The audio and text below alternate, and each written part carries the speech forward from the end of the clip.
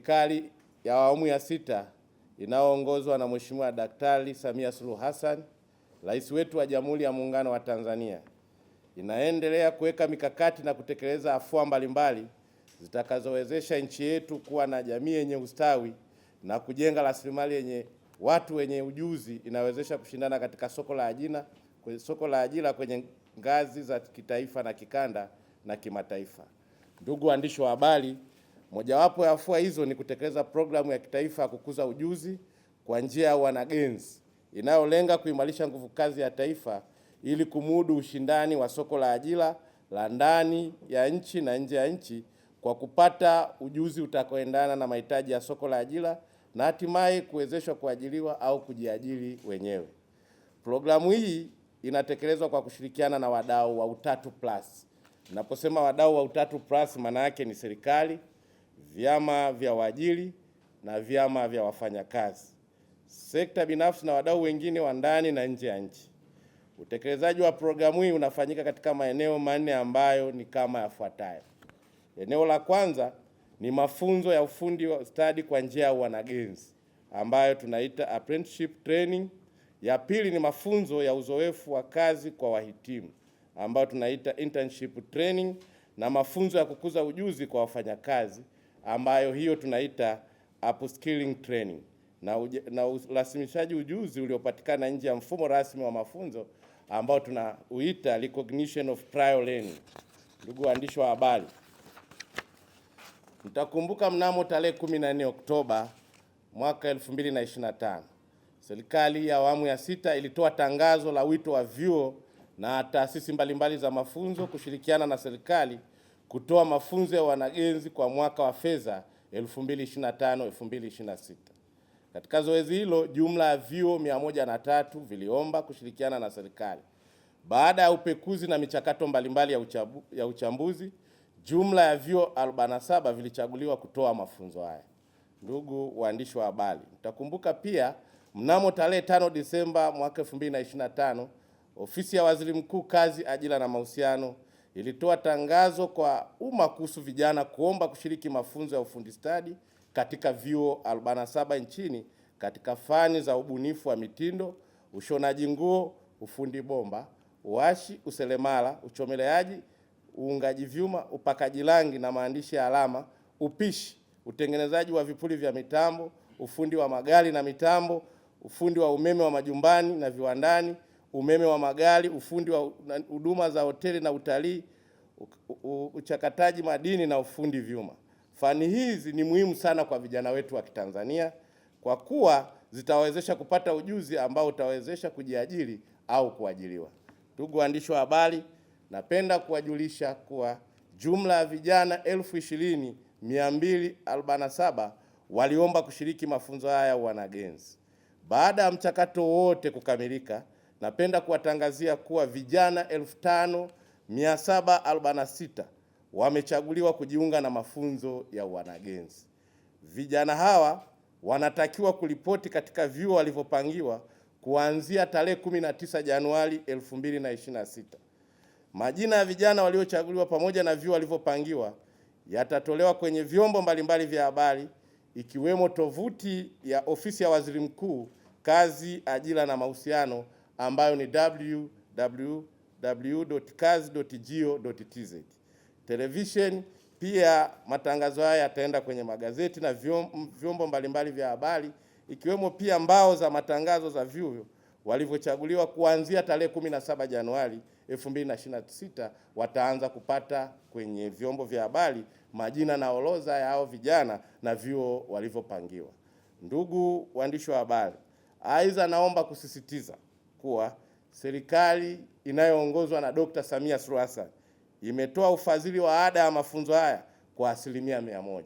Mzazi au mlezi atahusika na gharama za nauli ya kwenda chuoni na kurudi nyumbani kwa kuwa mafunzo haya ni ya kutwa. Ndugu waandishi wa habari, kupitia ninyi naomba pia nimalizie kwa kutoa wito kwa vijana wote waliopata fursa hii ambayo Mheshimiwa Rais wetu Dr. Samia Suluhu Hassan ameitoa kwa ajili ya vijana wetu wa Kitanzania waweze kushiriki mafunzo haya na kuripoti vyuoni kwa tarehe iliyotangazwa. Na pia vijana hawa tunawasisitiza kuwa na nidhamu, kusoma kwa bidii na kufuata sheria na taratibu za vyuo. Vile vile wazazi na walezi, ndugu na jamaa wa vijana hao waliopata fursa katika awamu hii waweze kuwasisitiza vijana hawa waliochaguliwa kushiriki mafunzo haya bila kukosa, kwani mafunzo haya yana faida kubwa kwao binafsi, kwa kuwa serikali hii inayowajali vijana imeanza sasa msukumo wa kupeleka fedha za ufadhili kwa ada, na tutaendelea. Hii program ni endelevu. Tumeanza kwa mwaka huu wa fedha, tutaendelea pia kwa mwaka ujao wa fedha. Pia tuendelee kuhakikishia vijana wetu, tutaendelea kuwapa ushirikiano ili waweze kushirikia mafunzo kikamilifu bila kupata bugza yoyote, na tutawafuatilia kwa ukaribu wakati wote wa mafunzo haya. Na mimi kama waziri wa nchi, ofisi ya waziri mkuu, kazi, ajira na mahusiano, nitawatembelea vijana hawa vyuoni, kuwatia moyo na kuhakikisha kwamba serikali iko pamoja nao katika kipindi chao chote cha mafunzo haya.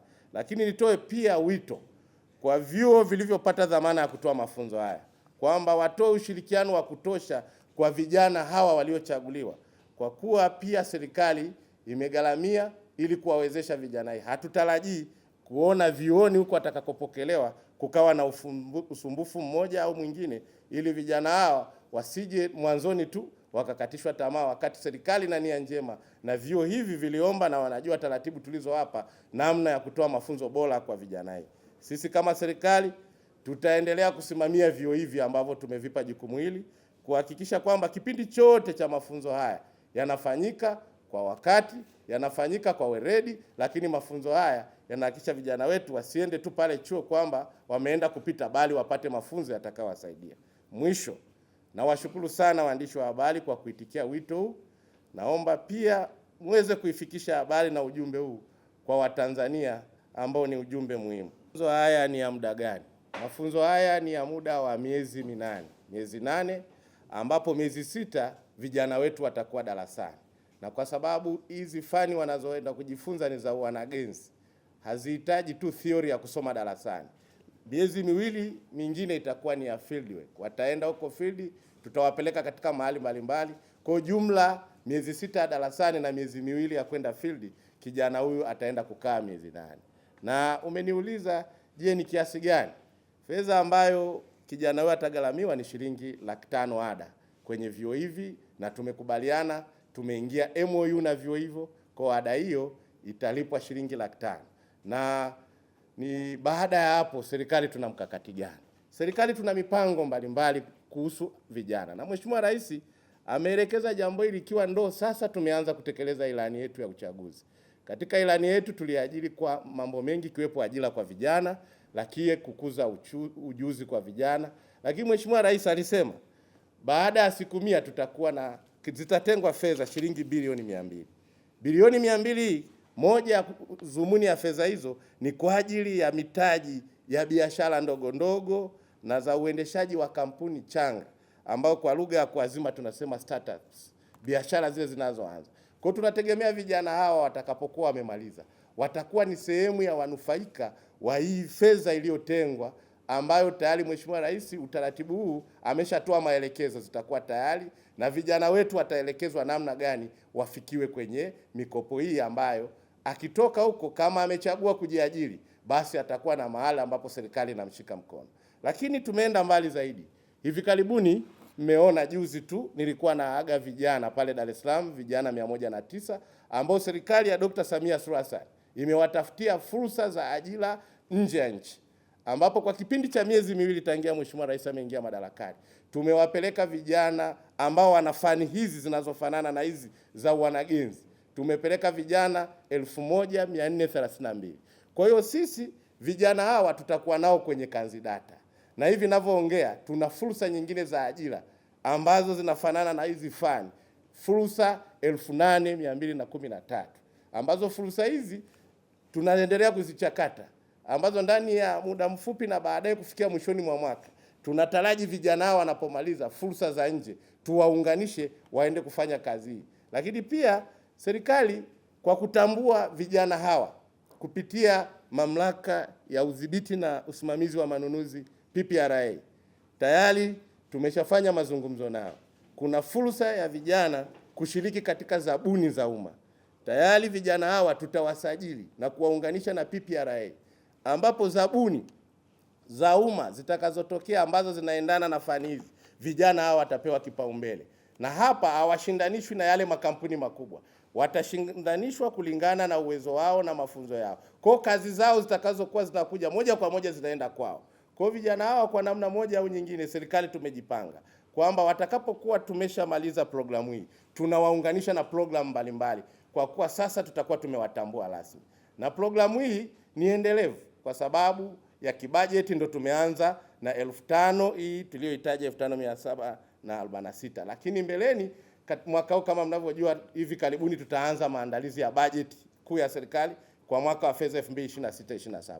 Kati ya maeneo tutakayoyapa vipaumbele ni kuongeza bajeti, kwa sababu mmeona, ndugu waandishi wa habari, tumetoa tu wito wa vijana wa Kitanzania kuomba, wamejitokeza kwa wingi 20,247. Maana yake uhitaji ni mkubwa, na ameniuliza mmoja wenu hapa kwamba mnatumia vigezo gani? Vigezo vipo tu, lazima kuwe na mambo yale ya msingi anapoomba. Kuna wengine wanakosa pengine kuatachi, kuna attachment ni vigezo viliwekwa. Kwa hiyo tunajaribu kuwa shortlist kulingana na vigezo vile vilivyoweka. Lakini kimsingi kama budget ingekuwa inatosha, wote vijana wa Kitanzania wangeweza kupata fursa. Kwa hiyo kama serikali tumejipanga sasa, hata wao wengine waliokosa, awamu nyingine tuongeze wigo kwa kukuza bajeti, kwa sababu eneo hili litatoa fursa ya ajira kwa vijana wengi. Na Mheshimiwa Rais wetu Dr. Samia Suluhu Hassan ana mapenzi mema sana na vijana wa Kitanzania, na ndio maana ndani ya ofisi yake ameanzisha wizara inayoshughulikia maendeleo ya vijana. Kwa hiyo na sisi kama wizara ambayo iko chini ya ofisi ya Waziri Mkuu, jukumu letu na kazi yetu kubwa ni kuhakikisha kwamba fursa za ajira tunazitafuta na tunahakikisha vijana wa Kitanzania fursa hizo zinawafikia. Na hivi mnajua tumeanza mwaka huu mwezi wa 7 tunaanza utekelezaji wa dira yetu ya maendeleo ya 2050, mwaka 2050, dira ya miaka 25. Moja kati ya vipaumbele ni kuzalisha ajira kwa vijana wa Kitanzania. Na sisi kama wizara hii iliyo chini ya ofisi ya Waziri Mkuu tunaoshughulikia kazi, ajira na mahusiano, tumejipanga vizuri kuhakikisha utekelezaji wa dira hii, tukianza na mpango wa miaka 5 wa maendeleo, tuhakikishe vijana hawa tunawaunganisha na fursa za ajira. Kwa hilo jukumu tutalifanya, na hivyo ndo maana Mheshimiwa Rais ameelekeza tuandae programu ya kuwapa mafunzo.